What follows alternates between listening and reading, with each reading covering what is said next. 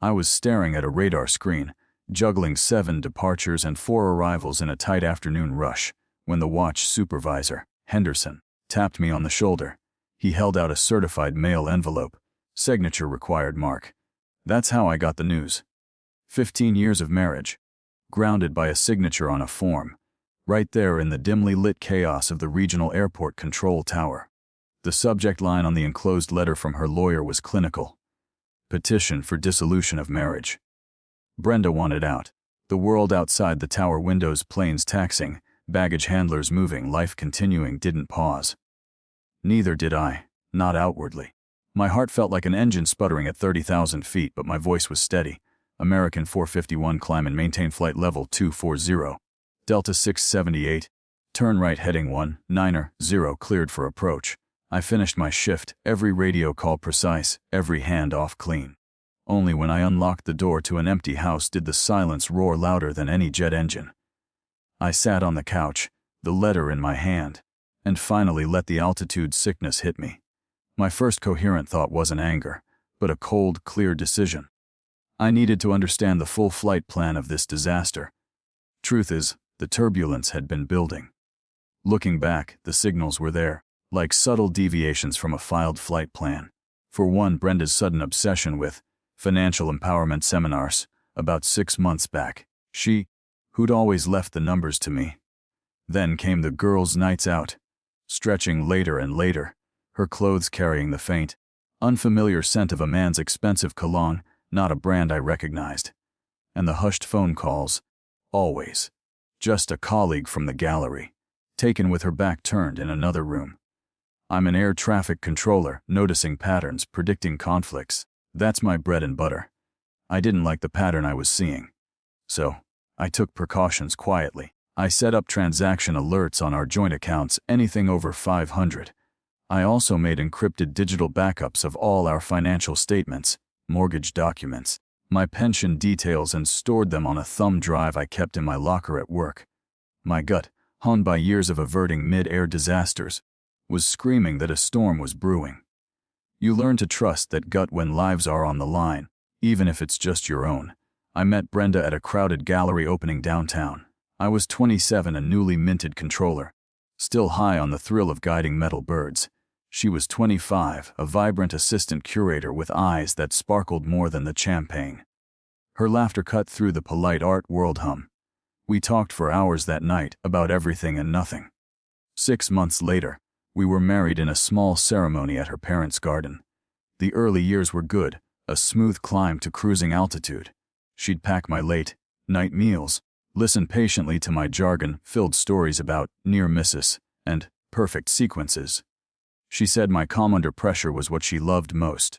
I remember one night, after I'd nailed a particularly complex series of landings during a sudden storm, we stood on our little balcony, looking out at the city. "You're amazing, you know that," she'd whispered, her head on my shoulder. That was our zenith, I think. Our backgrounds were different, like parallel runways that never quite merged. My folks were blue-collar, salt of the earth. Her parents were academics, comfortably off, always a little bewildered by my high-stress, shift work profession. "When are you going to get a real 9 to 5, Marcus?" her father would ask, meaning well. Brenda had an arts degree. I had an ATC certification that had cost me years of intense training. Our house, a modest 3-bedroom in a decent suburb, was bought mostly with my steady, if unspectacular, controller's salary, though she'd contributed a small inheritance towards the down payment. We put both our names on the deed. It felt right. My work environment was the tower, a world of flickering screens, urgent voices, and relentless focus. Her world was the gallery, quiet, aesthetic, with occasional bursts of social flurry. My most important life event before this was qualifying for my full ATC license. Hers was curating her first solo show. The differences were manageable, or so I thought. But over time, the drift became noticeable. Little things at first. She started sighing when my phone buzzed with a shift change notification. More planes, less us. She'd mutter. She'd talk more about her friend Chloe, who divorced her boring accountant husband and was now truly living, traveling the world. The implication was clear. Our conversations thinned. our shared airspace shrinking. Then came the incident that I now see as the point of no return. I missed her big gallery fundraiser. A critical staffing shortage at the tower, a junior controller had frozen up during a peak, and I'd had to stay, managing a potential pile-up. I got home exhausted to a wall of icy silence. "You always choose those damn planes over me, Mark!" Over us, her words were like a sudden wind shear, throwing our marriage into a stall. The divorce papers mentioned irreconcilable differences. The real reason started to emerge when I logged into our joint credit card account online a few days later. Those financial empowerment seminars. They were dinners, expensive ones with a Dylan Sharp wealth management, hotel charges in nearby cities, weekends I was working, and a recurring monthly payment to a self-storage unit I'd never heard of. A cold dread, familiar from moments in the tower when 2 radar blips appeared on a collision course, settled in my gut. This wasn't just an affair, this felt coordinated.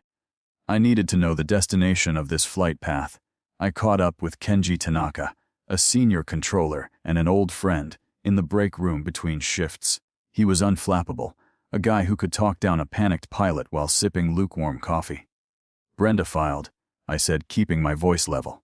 He just nodded, his eyes sharp. I laid out what I'd found: the seminars, the credit card charges, the storage unit. "Sounds like she's not just changing course, Mark. She's trying to divert your cargo," Kenji said, stirring his coffee. "You need to plot this out like a complex arrival sequence. Get all your data points, verify your waypoints, then decide your approach. Don't fly blind." His pragmatism was like a clear radio signal cutting through static. That night, an idea sparked. We had an old pet cam in a box in the attic from when we briefly had a hyperactive beagle. Brenda was supposedly at another late gallery meeting. I retrieved the camera, small and unobtrusive, and set it up on a bookshelf in the living room, angled towards the main seating area. I told myself it was just to see if she was moving things out. The next day, working from my laptop during my lunch break, I logged into the camera's feed. My breath caught. Brenda was there, with him, Dylan Sharp, I presumed. He was sleek, confident, lounging on my sofa. They were laughing, glasses of wine in hand. "And Mark's so predictable," Brenda was saying, a dismissive wave of her hand. "Hell, just follow the procedures, sign the papers." Dylan smirked. "Good. Makes the asset reallocation cleaner." Asset reallocation. The squawk of Betrayal was now deafening, a 7700 emergency code flashing in my mind. The shock wasn't anger, not yet. It was colder, a sort of hyper-focused clarity that descends in the tower when everything goes wrong at once. This wasn't just marital turbulence. This was a hijacking in progress. My training kicked in: assess, prioritize, act. No emotion, just procedure. I needed to secure my airspace. My first call the next morning was to Eleanor Hayes, a lawyer Kenji had mentioned. Ellie Hayes, sharp as a tack. "Doesn't suffer fools," he'd said. Her voice on the phone was brisk, professional. "Mr. Holloway. Kenji Tanaka said you might call. What's the situation?" I kept it brief. Pending divorce, suspected financial misconduct. I need to understand my options and protect my assets. We scheduled a meeting for the following day. This was no longer about saving a marriage. It was about damage control and ensuring a just outcome. This was about a controlled landing, not a crash. Ellie Hayes's office was modern, minimalist, overlooking the city. She was in her late 40s, with an air of quiet intensity. "Lay out the flight plan for me, Mark," she said, gesturing to a chair.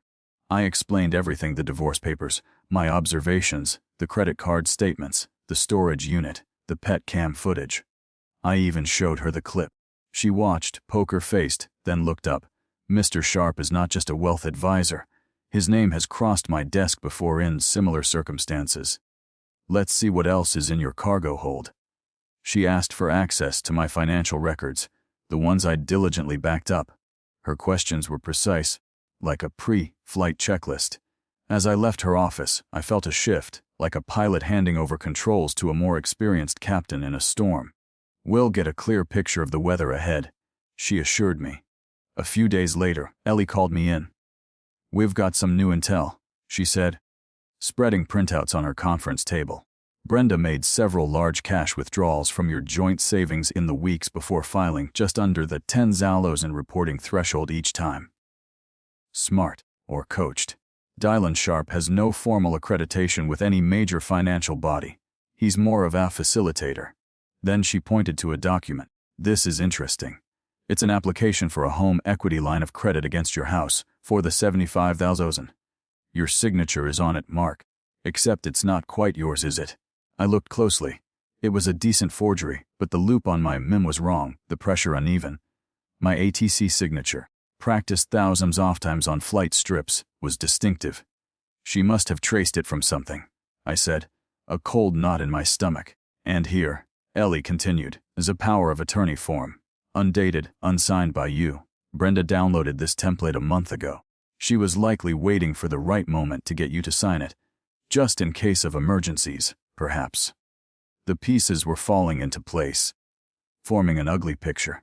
This wasn't just an affair, it was a premeditated financial assault. So Dylan Sharp isn't just an affair partner. I stated.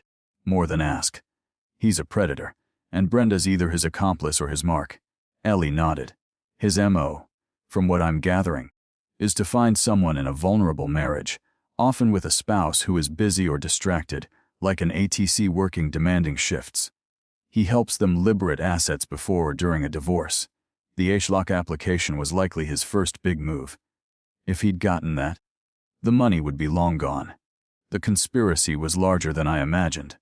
Brenda, whether a willing participant or cleverly manipulated, was deep in his airspace.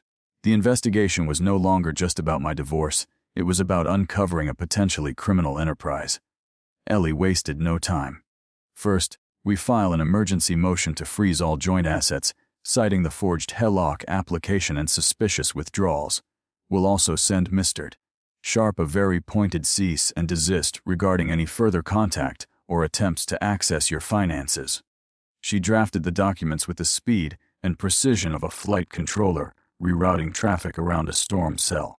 Within 24 hours, the legal machinery was in motion.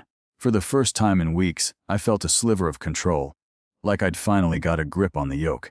It didn't take long for the ripples to hit. Brenda called, her voice shrill, panicked. Mark, what in God's name have you done? The bank just froze our main account. Dylan said you're trying to destroy me. He said you're being vindictive. I let her vent, then said calmly, Brenda, my lawyer is handling all communications. Perhaps you should get one of your own, if Dylan isn't already acting as such. I hung up. The carefully maintained calm I used in the tower was serving me well. Ellie suggested reporting Dylan Sharp to the state's Financial Crimes Unit, given the attempted HELOC fraud and his shadowy professional status. Your case, with the forgery, gives us a strong starting point, she explained. We compiled a detailed report, including copies of the forged application, bank statements, and a summary of the PetCam evidence. The authorities confirmed they had an open file on individuals operating similar asset recovery schemes and would investigate Mr. Sharp. Knowing Dylan and Brenda might try to remove physical assets from the house before any further court orders, Ellie advised a preemptive move. I have a contact, a private investigator. Very discreet. We can have him monitor the house while you're on shift. If they try to move anything significant, he documents it, and we inform the police, citing the asset freeze and contested marital property. It felt extreme, like setting up surveillance on my own life, but Ellie was firm. This is about protecting what's yours, Mark. Standard procedure in contested cases with suspected fraud. The PI, a quiet man named Coster, set up a subtle watch from an unmarked car down the street. 3 days later, while I was vectoring a 747 through a thunderstorm, my phone buzzed with a text from Coster. U-Haul truck at residence. Subjects Holloway and Sharp are loading furniture boxes, what look like paintings. My heart hammered. I called Ellie immediately. They're clearing out the house. Ellie was swift. Coster, get license plates, photos. I'm calling the local precinct now, referencing our existing asset freeze order. Mark, stay put. Let the process work. An hour later, Ellie called back. Police intercepted the U-Haul 2 blocks from your house. Mr. Sharp was uncooperative. Ms. Holloway was hysterical. They're being detained for questioning regarding violation of a court order and potential theft of contested assets. The U-Haul's contents are being inventoried. It turned out they were trying to move not just furniture, but several valuable antiques that were my family heirlooms, and a collection of art Brenda had acquired, all clearly marital property. The trap, carefully baited with legal paperwork, had sprung. The subsequent investigation by the Financial Crimes Unit, spurred by Ellie's report and the U-Haul incident, uncovered a wider pattern. Dylan Sharp had a history. He'd targeted several individuals in emotionally vulnerable states, convincing them to extract assets prior to or during divorce proceedings, with him taking a hefty consulting fee. Brenda, it seemed, was a willing, if perhaps naive participant, seduced by promises of a wealthier, freer life. She claimed Dylan had masterminded everything, that she was just scared and confused.